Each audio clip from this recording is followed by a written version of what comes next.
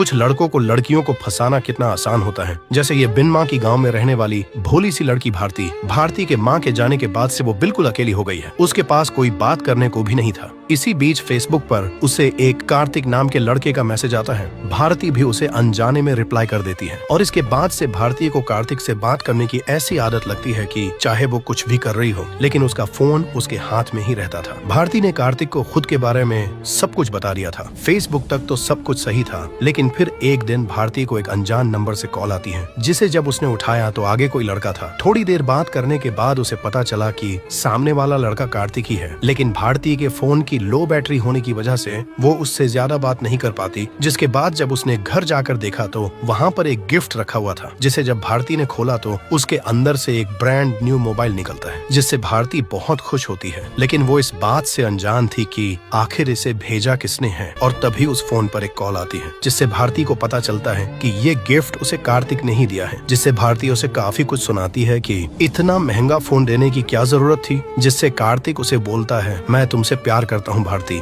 जिससे भारती थोड़ी देर तक चुप हो जाती है, लेकिन जब उसने बोला तो उसका जवाब भी आई लव यू टू ही था। और इसके बाद से भारती की खुशी का तो कोई ठिकाना ही नहीं रहा था। इसके बाद से भारती हर टाइम बस उससे ही बात करती रहती थी। भारती फोन पर ही उसके इतने करीब आ चुकी थी कि अब भारती कार्तिक को अपने फोटोज भी भेजने लगी थी। फिर एक दिन भारती को कार्तिक की कॉल आती है, जिसे जब उसने उठाया तो आगे सामने कार्तिक रो रहा था। भारती उससे पूछती है कि क्या हुआ है बताओ। जिससे कार्तिक उसे बताता है, मेरे घर वाले मेरी शादी करवा रहे हैं, लेकिन मैं सिर्फ तुमसे शादी करना चाहता हूँ। और भारती को बोलता है कि तुम आज शहर को आ जाओ, कल हम कोर्ट मैरिज कर लेंगे। जिससे भारती उससे ये सब सोचने के लिए थोड़ा टाइम मांगती है और कुछ सोचकर वो इसके लिए मान जाती है। और कार्तिक से पूछती है, बोलो मुझे अब क्या करना है। कार्तिक उसे बोलता है कि मैं तुम्हारी बस की टिकट बुक करवा दूंगा, तुम आज रात गांव से उस बस में आ जाना। जिसके बाद भारती अपनी पैकिंग करने लगती है और इसी बीच उसकी माँ की तस्वीर नीचे गिरती है, मानो वो भारती को शहर जाने से रोक रही हो। लेकिन भारती उस पर ज्यादा ध्यान नहीं देती और उसे उठाकर वापस से अपने बैग में डाल देती है। भारती रात को अपने गांव से बस पकड़कर कार्तिक से उतरने की जगह पूछकर सुबह शहर पहुंच जाती है, जहां जब वो पहुंची तब वो काफी खुश होती है। लेकिन जब उसने कार्तिक को कॉल की तो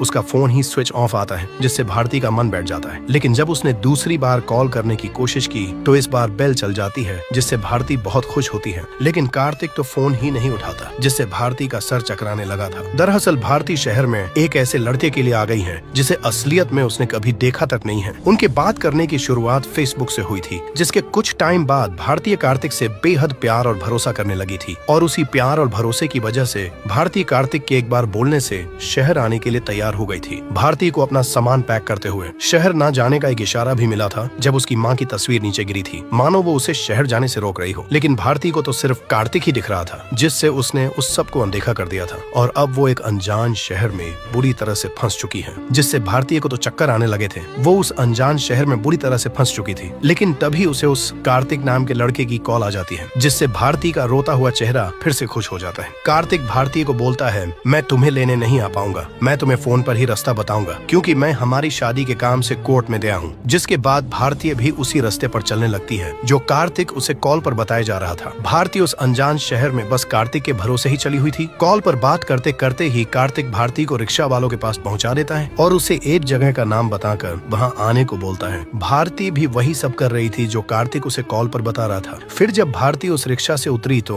उसके बाद कार्तिक फिर से भारती को वहां से रिक्शा पकड़ने को बोलता है। जिसके बाद जब भारती वहां रिक्शा वाले को कार्तिक की बताई हुई जगह पर चलने को बोलती है तो सारे रिक्शा वाले उसे देखकर चौंक जाते हैं।